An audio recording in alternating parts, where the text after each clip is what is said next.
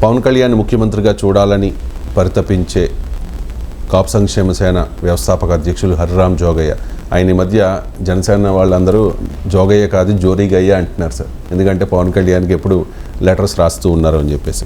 ఆయన రీసెంట్గా రాసిన ఒక లెటర్, జనసేన మద్దతు లేకపోతే టీడీపీ అభ్యర్థులు గెలవలేరు కాబట్టి గౌరవప్రదమైన స్థాయిలో జనసేనకి టికెట్లు ఇవ్వండి, అప్పుడే ఓటు ట్రాన్స్ఫర్ అవుతుంది అని చెప్పి నిన్న కూడా ఒక లెటర్ రాశారు సార్.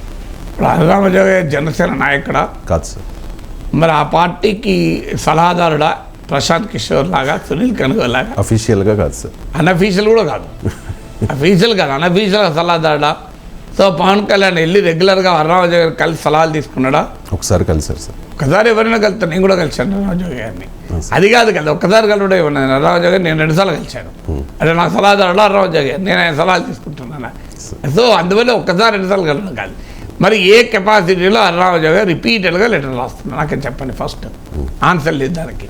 రెండవది, మీరు ఒక స్టేట్మెంట్ ఇచ్చారు, పవన్ కళ్యాణ్ ముఖ్యమంత్రిగా కోరుతున్నాను. ఎవరు చెప్పారు అది? ఆయన చెప్పారు. ఆయన చెప్తే ఇప్పుడు అయిపోతుందా? ఇప్పుడు ఆయన పవన్ కళ్యాణ్ ముఖ్యమంత్రిగా చూడాలి అనుకుంటే మొదలు భీమవరంలో ఆయన ఎమ్మెల్యేగా గెలిపించడానికి హరిరామ్ జోగయ్య చేసిన కృషి ఎంత? పవన్ కళ్యాణ్ 2019లో భీమవరం గాజువాకలో పోటీ చేస్తే నాకు తెలియదు, మీరు చెప్పాలి. హరిరామ్ జోగయ్య ఎన్ని మీటింగ్లు అడ్రస్ చేశాడు? ఐ థింక్ వెళ్ళలేదనుకుంటా. మరి చర్చ ఎక్కడ సార్? పవన్ కళ్యాణ్ ముఖ్యమంత్రి చేయాలనుకున్న వ్యక్తి మొదలు ఆయన ఎమ్మెల్యేగా చేస్తాడు, కృషి చేయాలా వద్దా? ఇప్పుడు రేపు జనసేనకు ప్రచారం చేస్తాను హరిరామ్ జోగయ్య ప్రకటించాడా? లేదు సార్. మరి ఎందుకు సార్ ఈ లేఖల వల్ల? సో ఇప్పటివరకు ప్రకటించాడా? జనసేన అభ్యర్థుల గెలుపుకు తాను శాయశక్తిలా కృషి చేస్తాను అని ప్రకటించాడా? ఆయన ఆరోగ్యం సహకరించింది. సో అది ప్రచారం చేసడానికి నువ్వు ఫిజికల్గా వెళ్ళాల్సిన అవసరం లేదు కదా, ఆన్లైన్ మీటింగ్లు అడ్రస్ చేయొచ్చు. సో అందువల్ల కాపు సామాజిక వర్గం మొత్తానికి పిలిపించాడా? వీరంతా పవన్ కళ్యాణ్ వెనకాల సమీకృతం కండి అని ఆ పిలుపు అయితే ఇచ్చారు సార్. ఎప్పుడు ఇచ్చారు? గతంలో. సో గతంలో కాదు, ఇప్పుడు ఎలక్షన్ ఇప్పుడు కాదు సార్. గతంలో ఎన్నికలు జరగలే కదా, ఎన్నికలు జరుగుతున్నాయి ఇప్పుడు. సో కాపులంతా పవన్ కళ్యాణ్కి ఓటేయాలి అని పిలిపించారా? సో ఇవి ఏవీ లేకుండా రోజు పవన్ కళ్యాణ్ టీడీపీ జనసేన పొత్తుకు ఇదేమైనా ఉపయోగపడుతుందా? హరిరామ్ జోగయ్య లేఖలు టీడీపీ జనసేన పొత్తును ఉపయోగపడే లేఖలా ఇవి? ఆ లేఖల్లో ఉండే అంశాలు ఉపయోగపడతాయా? ఈ లేఖల్లో ఉన్న అంశాలు నాకు అర్థమైన మేరకు టీడీపీ జనసేన బంధాన్ని చెడగొట్టడానికి చేసేటువంటి కామెంట్స్ కదా ఇవి.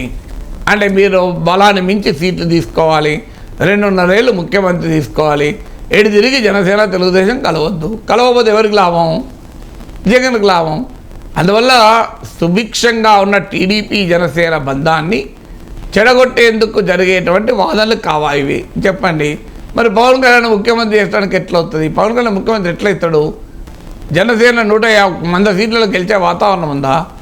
90 సీట్లలో గెలిచే వాతావరణం ఉందా? ఉంటే పవన్ కళ్యాణ్ పొత్తే పెట్టుకోకపోయేవాడు. సో 90 సీట్లలో పవన్ కళ్యాణ్ గెలిచే అవకాశం ఉంటే మీరు అన్నట్లు పవన్ కళ్యాణ్ ముఖ్యమంత్రి కావాలని అనొచ్చు. లేనప్పుడు పవన్ కళ్యాణ్కి ఉన్న రియాలిటీ ఏంటి? జనసేనకు ఉన్న బలం ఎంత? తెలుగుదేశం శ్రేణుల్ని రెచ్చగొట్టడం, జనసేన శ్రేణుల్ని రెచ్చగొట్టడం. అంటే జనసేన లేకుంటే మీకు దిక్కు లేదు అంటే టీడీపీలో కోపం వస్తుంది. సో జనసేన వాళ్ళు కూడా కొంత మేము లేకపోతే మీకు అడ్రస్ లేదు అని వీళ్ళు అనాలి. ఎదిరి టీడీపీ జనసేన శ్రేణులు కలవకూడదు, ఓట్ల బదిలీ జరగకూడదు అనేటువంటి దానికి ఇది ఉపయోగపడదా? పెద్దల హరిరామ్ గారు చాలా సీనియర్ రాజకీయవేత్త, కాదని అంటలేదు. కానీ అల్టిమేట్గా ఆయన మరి కావాలని చేస్తున్నాడా లేదా ఆయనకు పవన్ కళ్యాణ్ మీద ప్రేమతో చేస్తున్నాడు అనవసరం. కానీ ఫలితం అయితే ఏమవుతుంది? టీడీపీ జనసేన బంధాన్ని పెంచడం వల్ల పవన్ కళ్యాణ్ లాభమా? టీడీపీ జనసేన బంధంలో ఇబ్బందులు పెట్టడం వల్ల పవన్ కళ్యాణ్ లాభమా? పవన్ కళ్యాణ్ శ్రేయోభిలాషి ఏది కోరుకుంటాడు చెప్పండి. టీడీపీ జనసేన బంధం పెరగాలనే పవన్ కళ్యాణ్ శ్రేయోభిలాషి కోరుకుంటాడు కదా. ఎందుకంటే పవన్ కళ్యాణ్ లాభం ఏది అదే కదా. టీడీపీతో కలవకపోతే పవన్ కళ్యాణ్ ఎమ్మెల్యే కాలే కదా. సో పవన్ కళ్యాణ్ ఎమ్మెల్యే కాని పరిస్థితుల్లో నుంచి టీడీపీ జనసేన కలిస్తే అసెంబ్లీలో ఎంతో కొంత ప్రాతినిధ్యం వస్తుంది. సో పవన్ కళ్యాణ్కు రాజకీయంగా అవకాశాలు పెరుగుతాయి. అది వదిలేసి లేని దాన్ని సృష్టించి ఆయన రేపొద్దున ఏదో ముఖ్యమంత్రి అవుతున్నట్లు, ముఖ్యమంత్రి అయ్యే వాతావరణం ఉన్నట్లు ఒక భ్రమ కలిగించి ఆ టీడీపీ జనసేన స్నేహాన్ని దెబ్బతీసే దానికి ఇది ఉపయోగపడేది. Right sir.